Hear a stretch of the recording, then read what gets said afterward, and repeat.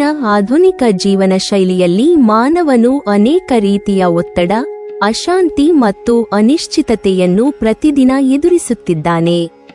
ವೇಗವಾಗಿ ಬದಲಾಗುತ್ತಿರುವ ಸಮಾಜ, ಹೆಚ್ಚುತ್ತಿರುವ ಸ್ಪರ್ಧೆ, ಆರ್ಥಿಕ ಹೊರೆ, ಸಂಬಂಧಗಳಲ್ಲಿನ ಬದಲಾವಣೆಗಳು ಮತ್ತು ಆರೋಗ್ಯ ಸಂಬಂಧಿತ ಸಮಸ್ಯೆಗಳು ಇವೆಲ್ಲವೂ ಮಾನವನ ಮನಸ್ಸಿನ ಮೇಲೆ ಆಳವಾದ ಪರಿಣಾಮವನ್ನು ಬೀರುತ್ತವೆ. ಈ ಕಾರಣದಿಂದಾಗಿ ಇಂದು ಅನೇಕರು ಮಾನಸಿಕ ಶಾಂತಿಯ ಕೊರತೆ, ಆತಂಕ, ಭಯ ಮತ್ತು ನಿರಾಶೆಯನ್ನು ಅನುಭವಿಸುತ್ತಿದ್ದಾರೆ. ಇಂತಹ ಸಂದರ್ಭದಲ್ಲಿ ಕೇವಲ ಭೌತಿಕ ಪರಿಹಾರಗಳಷ್ಟೇ ಸಾಕಾಗದೆ ಮನಸ್ಸಿಗೆ ನೆಮ್ಮದಿ ನೀಡುವ ಆಧ್ಯಾತ್ಮಿಕ ಮಾರ್ಗಗಳ ಅಗತ್ಯವೂ ಹೆಚ್ಚಾಗಿದೆ. ಭಾರತೀಯ, ವಿಶೇಷವಾಗಿ ಹಿಂದೂ ಸಂಸ್ಕೃತಿಯಲ್ಲಿ ಜೀವನದ ಸಮಸ್ಯೆಗಳಿಗೆ ಆಧ್ಯಾತ್ಮಿಕ ಚಿಂತನೆ ಮತ್ತು ಆಚರಣೆಗಳ ಮೂಲಕ ಪರಿಹಾರವನ್ನು ಕಂಡುಕೊಳ್ಳುವ ದೀರ್ಘ ಪರಂಪರೆ ಇದೆ. ವ್ರತಗಳು, ಪೂಜೆಗಳು, ಧ್ಯಾನ, ಜಪ ಮತ್ತು ನಿಯಮಿತ ಶಿಸ್ತು ಇವೆಲ್ಲವೂ ಕೇವಲ ಧಾರ್ಮಿಕ ಆಚರಣೆಗಳಲ್ಲ. ಅವು ಮಾನವನ ಮನಸ್ಸನ್ನು ಶುದ್ಧಗೊಳಿಸುವ, ಆತ್ಮವಿಶ್ವಾಸವನ್ನು ಹೆಚ್ಚಿಸುವ ಮತ್ತು ಜೀವನದ ಸವಾಲುಗಳನ್ನು ಸಮರ್ಥವಾಗಿ ಎದುರಿಸುವ ಶಕ್ತಿಯನ್ನು ನೀಡುವ ಸಾಧನಗಳಾಗಿವೆ. ಅಂತಹ ಆಧ್ಯಾತ್ಮಿಕ ಆಚರಣೆಗಳಲ್ಲಿ ಧನುರ್ಮಾಸಕ್ಕೆ ವಿಶೇಷ ಸ್ಥಾನವಿದೆ. ಧನುರ್ಮಾಸವನ್ನು ಸೂರ್ಯನು ಧನು ರಾಶಿಯಲ್ಲಿ ಸಂಚರಿಸುವ ಅವಧಿಯಾಗಿ ಪರಿಗಣಿಸಲಾಗುತ್ತದೆ. ಈ ಕಾಲವನ್ನು ದೇವತೆಗಳಿಗೆ ಪ್ರಾತಃ ಕಾಲವೆಂದು ಶಾಸ್ತ್ರಗಳು ವಿವರಿಸುತ್ತವೆ. ಅಂದರೆ ಮಾನವರು ಬೆಳಗಿನ ಹೊತ್ತಿನಲ್ಲಿ ಮಾಡುವ ಜಪ, ಪೂಜೆ, ಧ್ಯಾನ ಮತ್ತು ತಂತ್ರ ಸಾಧನೆಗಳು ದೇವತೆಗಳಿಗೆ ಅತ್ಯಂತ ಪ್ರಿಯವಾಗುತ್ತವೆ ಎಂಬ ನಂಬಿಕೆಯಿದೆ. ಈ ಕಾರಣದಿಂದಲೇ ಧನುರ್ಮಾಸದಲ್ಲಿ ಬ್ರಹ್ಮ ಮುಹೂರ್ತದಲ್ಲಿ ಎದ್ದು ಸ್ನಾನ, ಪೂಜೆ ಮತ್ತು ಸಾಧನೆಗಳನ್ನು ಮಾಡುವ ಪರಂಪರೆ ನಮ್ಮಲ್ಲಿ ಬೆಳೆದು ಬಂದಿದೆ. ತಂತ್ರಶಾಸ್ತ್ರದ ದೃಷ್ಟಿಯಿಂದ ನೋಡಿದರೆ ಧನುರ್ಮಾಸವು ಶಕ್ತಿ ಸಂಚಯಕ್ಕೆ ಅತ್ಯಂತ ಸೂಕ್ತ ಕಾಲವಾಗಿದೆ ಎಂದು ಹೇಳಲಾಗುತ್ತದೆ. ಪ್ರಕೃತಿಯಲ್ಲಿನ ಪಂಚಭೂತಗಳು ಭೂಮಿ, ಜಲ, ಅಗ್ನಿ, ವಾಯು ಮತ್ತು ಆಕಾಶ ಈ ಅವಧಿಯಲ್ಲಿ ಸಮತೋಲನದ ಸ್ಥಿತಿಯಲ್ಲಿ ಇರುತ್ತವೆ ಎಂಬ ನಂಬಿಕೆಯಿದೆ. ಈ ಸಮತೋಲನವು ಮಾನವನ ದೇಹ ಮತ್ತು ಮನಸ್ಸಿನ ಮೇಲೆ ಸಹ ಸಕಾರಾತ್ಮಕ ಪರಿಣಾಮ ಬೀರುತ್ತದೆ. ಆದ್ದರಿಂದ ಈ ಕಾಲದಲ್ಲಿ ಮಾಡುವ ತಂತ್ರಸಾಧನೆಗಳು, ಮಂತ್ರಜಪಗಳು ಮತ್ತು ನಿಯಮಿತ ವ್ರತಗಳು ಶೀಘ್ರ ಫಲವನ್ನು ನೀಡುತ್ತವೆ ಎಂದು ತಂತ್ರಗ್ರಂಥಗಳು ಸೂಚಿಸುತ್ತವೆ. ತಂತ್ರಶಾಸ್ತ್ರವು ಕೇವಲ ರಹಸ್ಯ ಅಥವಾ ಭಯ ಹುಟ್ಟಿಸುವ ವಿದ್ಯೆಯಲ್ಲ. ಅದು ಶಿಸ್ತು, ನಿಯಮ ಮತ್ತು ಆತ್ಮನಿಯಂತ್ರಣದ ವಿಜ್ಞಾನವಾಗಿದೆ. ಧನುರ್ಮಾಸದಲ್ಲಿ ತಂತ್ರಶಾಸ್ತ್ರದ ಕ್ರಮಗಳನ್ನು ಅನುಸರಿಸುವುದರಿಂದ ವ್ಯಕ್ತಿಯ ಮನಸ್ಸು ಸ್ಥಿರವಾಗುತ್ತದೆ, ಇಂದ್ರಿಯಗಳ ಮೇಲೆ ಹಿಡಿತ ಬರುತ್ತದೆ ಮತ್ತು ಆಂತರಿಕ ಶಕ್ತಿ ಜಾಗೃತಗೊಳ್ಳುತ್ತದೆ ಎಂದು ಹೇಳಲಾಗುತ್ತದೆ. ವಿಶೇಷವಾಗಿ ಜಲತತ್ವಕ್ಕೆ ಸಂಬಂಧಿಸಿದ ಕ್ರಮಗಳು, ನೀರಿನ ಮೂಲಕ ಶುದ್ಧತೆ ಸಾಧಿಸುವುದು, ತಾಮ್ರಪಾತ್ರೆಯ ಬಳಕೆ, ಸಸ್ಯಗಳಿಗೆ ಅರ್ಪಣೆ ಇವೆಲ್ಲವೂ ತಂತ್ರಶಾಸ್ತ್ರದ ಮೂಲಭೂತ ಅಂಶಗಳಾಗಿವೆ. ಈ ಹಿನ್ನೆಲೆಯಲ್ಲಿ ಧನುರ್ಮಾಸದಲ್ಲಿ ತಾಮ್ರದ ಪಾತ್ರೆ, ನೀರು, ಚಂದನ ಮತ್ತು ತುಳಸಿಯನ್ನು ಒಳಗೊಂಡಿರುವ ಈ ಕ್ರಮವನ್ನು ತಂತ್ರಶಾಸ್ತ್ರೀಯವಾಗಿ ಕೂಡ ಮಹತ್ವದ ಕ್ರಮವೆಂದು ಪರಿಗಣಿಸಲಾಗುತ್ತದೆ. ತಾಮ್ರವು ಶಕ್ತಿಯನ್ನು ಸಂಗ್ರಹಿಸುವ ಗುಣ ಹೊಂದಿದೆ ಎಂದು ತಂತ್ರಶಾಸ್ತ್ರ ಹೇಳುತ್ತದೆ. ನೀರು ಆ ಶಕ್ತಿಯನ್ನು ಹರಡುವ ಮಾಧ್ಯಮವಾಗುತ್ತದೆ. ಚಂದನವು ಮನಸ್ಸನ್ನು ಶೀತಗೊಳಿಸಿ ನಕಾರಾತ್ಮಕ ಕಂಪನಗಳನ್ನು ಶಮನಗೊಳಿಸುತ್ತದೆ. ತುಳಸಿ ಗಿಡವು ಆ ಶಕ್ತಿಯನ್ನು ಪ್ರಕೃತಿಗೆ ಅರ್ಪಿಸುವ ಕೇಂದ್ರವಾಗಿ ಕಾರ್ಯನಿರ್ವಹಿಸುತ್ತದೆ. ಈ ಎಲ್ಲ ಅಂಶಗಳು ಸೇರಿ ಒಂದು ಸಂಪೂರ್ಣ ತಂತ್ರಚಕ್ರವನ್ನು ರಚಿಸುತ್ತವೆ. ಈ ರೀತಿಯಾಗಿ ಧನುರ್ಮಾಸದ ಮಹತ್ವ ಮತ್ತು ತಂತ್ರಶಾಸ್ತ್ರದ ತತ್ವಗಳನ್ನು ಒಟ್ಟಾಗಿ ಅರ್ಥಮಾಡಿಕೊಂಡಾಗ ಈ ಆಧ್ಯಾತ್ಮಿಕ ಕ್ರಮದ ಆಳ ಮತ್ತು ಉದ್ದೇಶ ಇನ್ನಷ್ಟು ಸ್ಪಷ್ಟವಾಗುತ್ತದೆ. ಧನುರ್ಮಾಸವನ್ನು ಆತ್ಮಶುದ್ಧಿ, ಸಂಯಮ ಮತ್ತು ಸಾಧನೆಯ ಕಾಲವೆಂದು ಪರಿಗಣಿಸಲಾಗುತ್ತದೆ. ಈ ಮಾಸದಲ್ಲಿ ಮಾಡುವ ಪೂಜೆ, ವ್ರತ, ದಾನ ಮತ್ತು ಧ್ಯಾನಗಳು ಸಾಮಾನ್ಯ ದಿನಗಳಿಗಿಂತ ಹೆಚ್ಚಿನ ಫಲವನ್ನು ನೀಡುತ್ತವೆ ಎಂಬ ನಂಬಿಕೆಯಿದೆ. ಪ್ರಕೃತಿಯು ಈ ಸಮಯದಲ್ಲಿ ಶಾಂತವಾಗಿರುವಂತೆ ಮಾನವನ ಮನಸ್ಸು ಒಳಮುಖವಾಗಿ ಆತ್ಮ ಪರಿಶೀಲನೆಯತ್ತ ತಿರುಗುವ ಅವಕಾಶವನ್ನು ಧನುರ್ಮಾಸ ಒದಗಿಸುತ್ತದೆ. ಧನುರ್ಮಾಸದಲ್ಲಿ ಅನುಸರಿಸಬಹುದಾದ ಅನೇಕ ಸರಳ ಆದರೆ ಆಳವಾದ ಆಧ್ಯಾತ್ಮಿಕ ಕ್ರಮಗಳಿವೆ. ಅವುಗಳಲ್ಲಿ ಜೀವನದ ಸಮಸ್ಯೆಗಳನ್ನು ಕ್ರಮೇಣ ಕಡಿಮೆ ಮಾಡುತ್ತದೆ ಎಂದು ಹೇಳಲಾಗುವ ಒಂದು ವಿಶೇಷ ತಂತ್ರಶಾಸ್ತ್ರೀಯ ಕ್ರಮವನ್ನು ನಮ್ಮ ಸಂಪ್ರದಾಯದಲ್ಲಿ ಹೇಳಲಾಗುತ್ತದೆ. ಈ ಕ್ರಮದ ಮಹತ್ವ ಅದರ ಸರಳತೆಯಲ್ಲಿಯೇ ಅಡಗಿದೆ.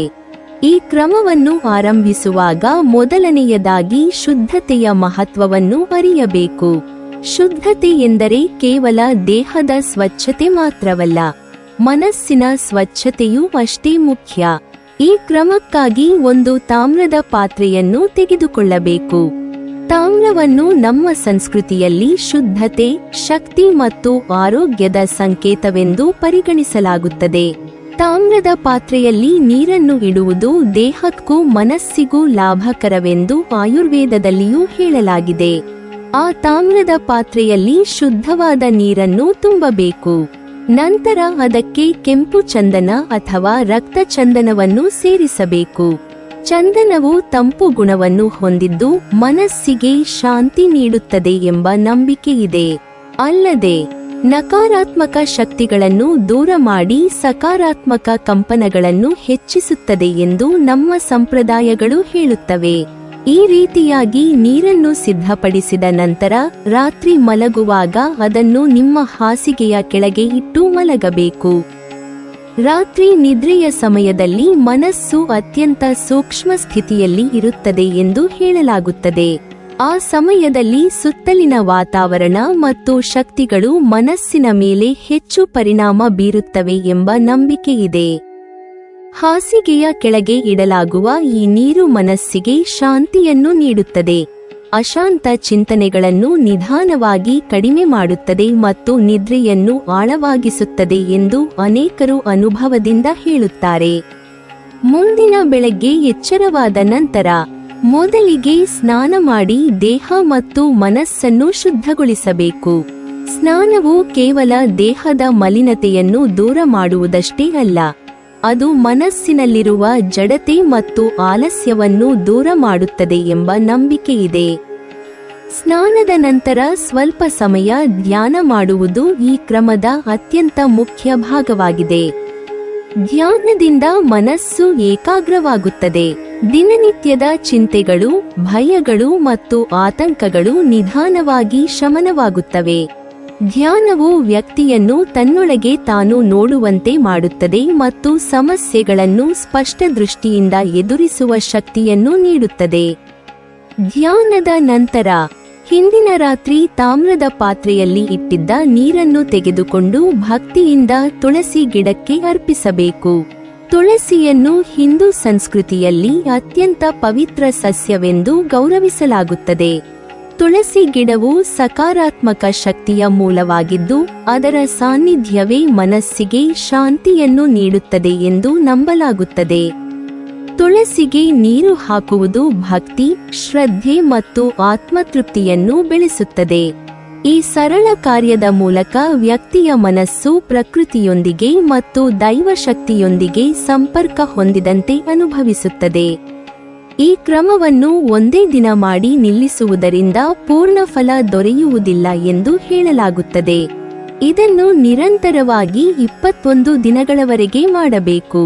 21 ದಿನಗಳು ಯಾವುದೇ ಒಳ್ಳೆಯ ಅಭ್ಯಾಸವನ್ನು ಜೀವನದಲ್ಲಿ ಸ್ಥಿರಗೊಳಿಸಲು ಸಹಾಯಕವಾಗುತ್ತದೆ ಎಂಬ ನಂಬಿಕೆಯಿದೆ.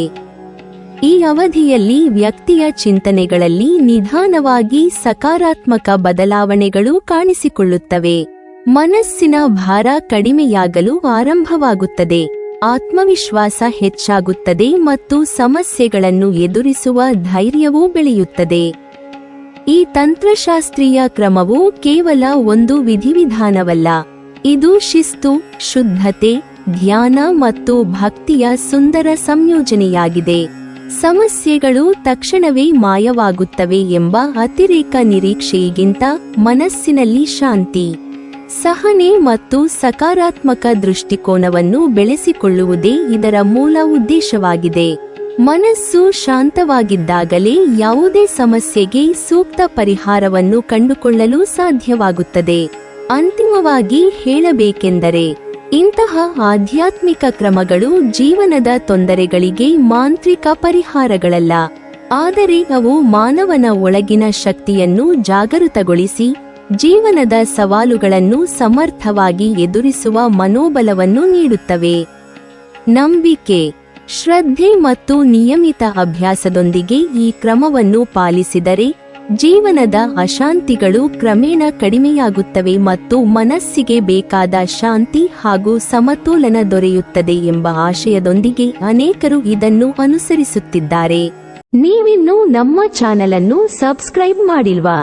ಹಾಗಾದರೆ ಈ ಕೂಡಲೇ ನಮ್ಮ ಇಂದ್ರಜಾಲ ಚಾನೆಲ್ ಅನ್ನು ಸಬ್ಸ್ಕ್ರೈಬ್ ಮಾಡಿ ಮತ್ತು ಪಕ್ಕದಲ್ಲಿರುವ ಬೆಲ್ ಐಕಾನ್ ಅನ್ನು ಕ್ಲಿಕ್ ಮಾಡಿದರೆ ನಮ್ಮ ಹೊಸ ವಿಡಿಯೋಗಳನ್ನು ನೀವು ನೋಡಬಹುದು.